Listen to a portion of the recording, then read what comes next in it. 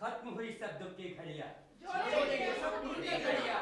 ऋषि मुनि ने देखा था सपना, वेद पुराण अपनाया जग ने, जिससे निकला नाट्य शास्त्र अपना, भरत मुनि ने सूत्र बनाया। आंगिक, वाचिक, आहार्य, सात्विकम। अरे इसको तो कहते हैं वसुदेव कुटुंबकम। अरे सुन ले चाचा सुन ले दादू ये नाटक बड़े कमाल का जादू। अरे सुन ले चाचा सुन ले दादू ये नाटक बड़े कमाल का जादू। जादू तो है आंख का धोखा, नाटक आंख की मैल को धोता। जादू जादू हाँ, नाटक ही जादू ही तो है। कहना क्या चाहते हो? हाँ नाटक ही तो है जिसमें कितना आकर्षण होता है, हर कोई खींचा चला आता है।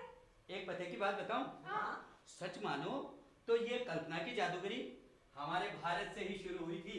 हाँ, आज से 2500 साल पहले से भी बहुत पहले, जब लोग विश्व के सारे लोग जब गुफाओं में डरे डरे छिपे छिपे रहते थे,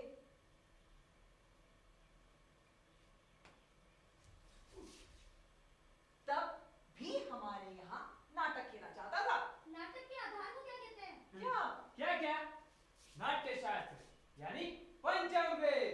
पंचम वेद? ये 4 वेदों के बारे में तो सुना था, पर पंचम वेद क्या होता है? हाँ, मैं बताता हूं।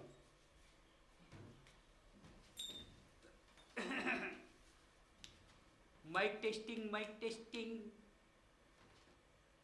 ये सब आप लोगों की वजह से ही हम कला और संस्कृति से पिछड़ गए हैं। भाषण है। पंचम वेद के बारे में बता। अच्छा, चतुर्वेद यानी अथर्ववेद के आते आते हमारे पुरखों को mathematics, surgery, medicine, astronomy, astrology इन सब के बारे में जानकारी हो गई थी। फिर इसी देश ने दुनिया को दिया जीरो, यानी कि पृथ्वी गोल है, भूगोल है और 9 ग्रह सूर्य के इर्द गिर्द घूमते रहते हैं। पूरी दुनिया को, पूरे विश्व को ये सब कुछ हमारी ही तो देन है। हाँ, फिर लोगों को लगा कि समाज को सुदृढ़ और श्रृंखलित बनाने के लिए सभ्यता और संस्कृति पर बात होनी चाहिए। इसमें कला बहुत ही अहम हिस्सा है। अर्थात नाट्य शास्त्र लिखा, जिसमें संगीत, कला, नृत्य, ललित कला आदि समा गए। हाँ, इससे लोगों को हर्ष मिलता है, खुशी मिलती है और ज्ञान भी मिलता है। नाटक समाज का एक अहम हिस्सा था और रहेगा। पर ये पंचम वेद लिखा किसने था? हमारे देश में एक बहुत महान ऋषि हुए थे, भरत मुनि। उन्होंने नाट्य शास्त्र लिखा था। उन्होंने नाट्य शास्त्र में कहा था, डिसिप्लिन, ऑर्गेनाइजेशन, लिटरेसी, यानी कि पूरा देश पढ़े लिखे लोगों से भरा पड़ा था। तभी तो हमारे यहाँ नालंदा, तक्षशिला, विक्रमशिला जैसी विश्वविद्यालय हमारे यहाँ थी। अच्छा, अब समझा। ज्ञान था इसलिए धनी थे हम। हाँ, ज्ञान था इसीलिए धनी थे हम। और इसीलिए हमें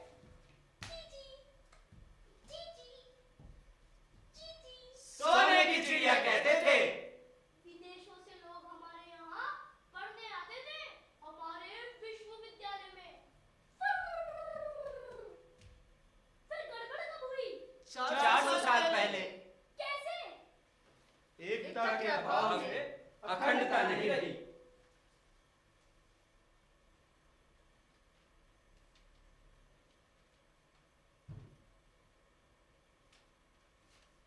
तो फिर हमने वो मुकाम खो दिया सामाजिक बुराइयों के कारण। हाँ, कैसे बुराइयां? नशा, आलस्य, अहंकार, व्यसनों में रत हो जाना, भेदभाव करना, छुआछूत करना, ऊंच नीच करना, जाति प्रथा करना, अपने को ऊंचा समझना और दूसरे को नीचा, आपस में लड़ना। इसीलिए हर व्यक्ति को इन बुराइयों को दूर करने का संकल्प लेना होगा। व्यक्ति मजबूत होगा तो परिवार मजबूत, और परिवार मजबूत तो समाज मजबूत, और समाज मजबूत तो देश मजबूत। परिवार से याद आया, मोदी जी G20 में कह रहे थे वन अर्थ वन फैमिली, और ये ऐसा क्यों? हाँ, ये बात तो हजारों साल पहले हमारे महाउपनिषद में भी लिखी हुई है। वसुधैव कुटुंबकम, यानी कि one earth one family.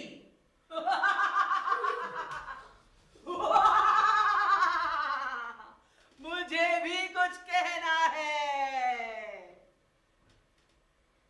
Corona के बारे में।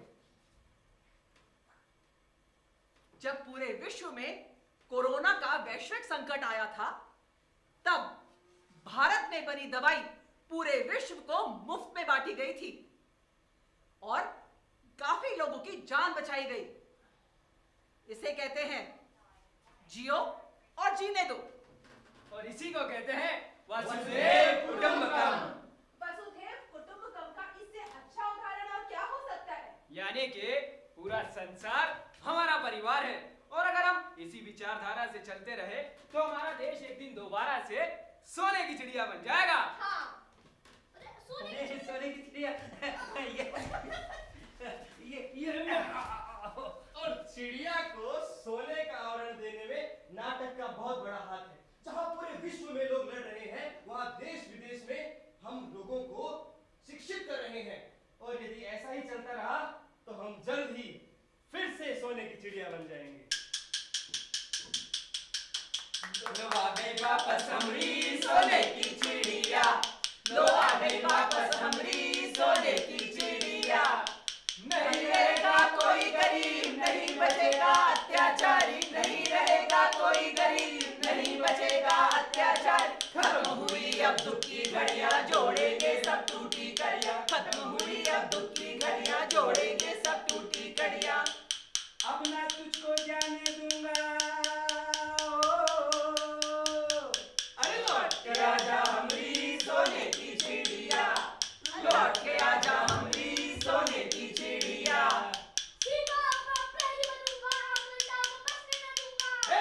लो आ गई वापस हमरी सोने की चिड़िया, लो आ गई वापस हमरी सोने की चिड़िया, लो आ गई वापस हमरी सोने की चिड़िया। बहुत अच्छा नहीं लगा तू? अच्छा क्यों? ये तो बताओ, सोने की चिड़िया बनने के लिए हम लोगों को कैसे जागरूक कर सकते हैं? मैं बताती हूँ। अगर कोई शिक्षा के क्षेत्र में है, तो वो उन लोगों को जागरूक करे जो शिक्षा के महत्व को नहीं जानते। और अगर कोई महिलाओं की भलाई का कार्य कर रहे हैं, तो वो महिलाओं को सशक्तिकरण के बारे में जागरूक करे। उन्हें शिक्षित करे और समाज में उनके प्रति हो रहे अत्याचारों के बारे में उन्हें जागरूक करे। हाँ, महिला समर्थ तो परिवार सशक्त।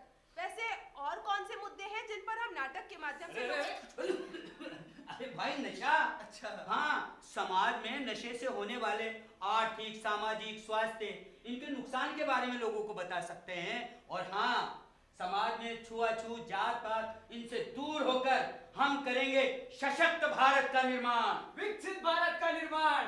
और कैसे?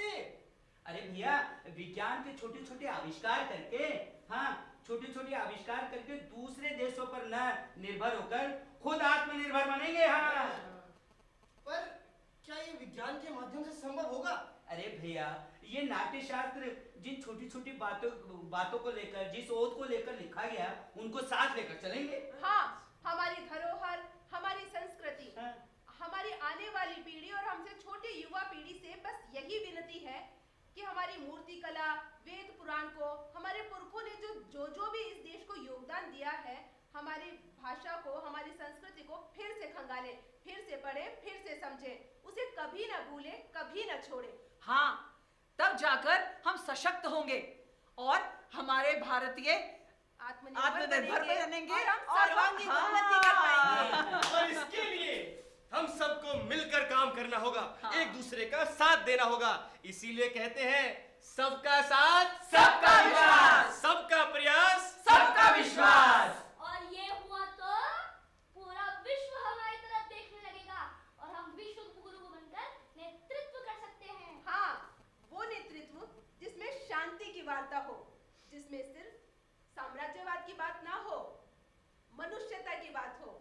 और अगर ऐसा ही चलता रहा तो ये भारत विश्व गुरु बन जाएगा। विश्व गुरु। पर लगे हाथ तो और भी बुराइयां बता दो भैया, जिनके जरिए हम लोगों को जागरूक कर सकते हैं। हाँ, नाटक के माध्यम से हम कन्या भ्रूण हत्या पर लोगों को सावधान कर सकते हैं। हाँ भैया, सही बात है। वैसे भी समाज में आजकल स्त्री और पुरुषों के रेशे बहुत घट रहे हैं। सही। इस पर तो मैं कल ही एक जल्दी से नाटक शुरू करता हूँ। अरे भैया, और भी तो बुराई है, उनके बारे में भी बता दो। समाज में क्या मैं ही रहता हूँ? तुम भी तो रहते हो, तुम कुछ बता दो। मैं बताती हूँ, जैसे दहेज प्रथा। दहेज प्रथा।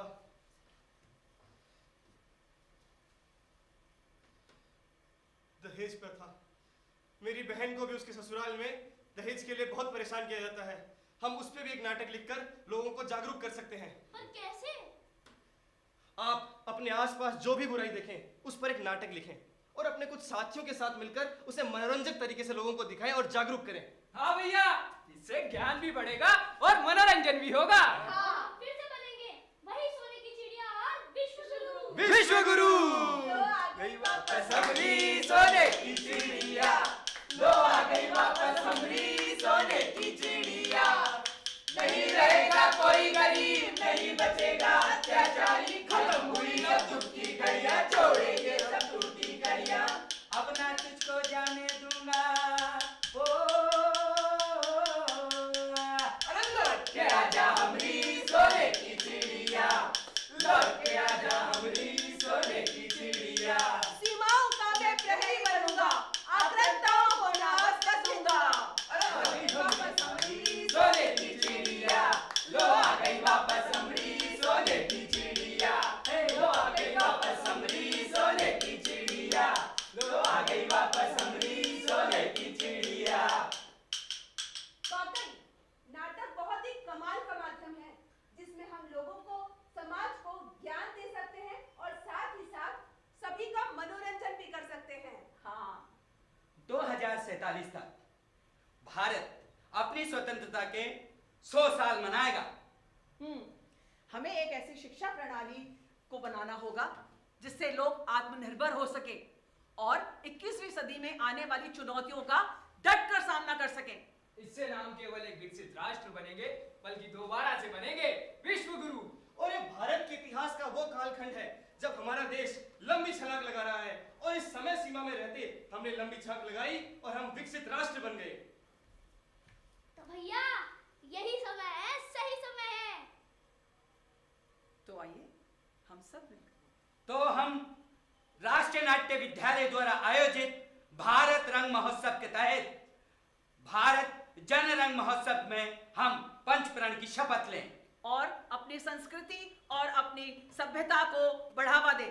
अपनी अच्छाई, अपनी मजबूती को पहचानेंगे और पंचप्रण के साथ मिलकर विकसित भारत की ओर अग्रसर होंगे, जिसमें विश्व गुरु बनने में रंगमंच का बहुत बड़ा योगदान रहेगा। तो आइए इस सपने को साकार करने के लिए पंचप्रण की शपथ ले। आप भी हम सबके साथ दोहराइए। पहला, विकसित भारत का लक्ष्य। दूसरा, गुलामी के बंधन से मुक्ति। तीसरा, अपनी विरासत पर गर्व। चौथा, एकता और एकजुटता। पांचवा, नागरिकों के कर्तव्यों का भाव। वसुधैव कुटुंबकम। वसुधैव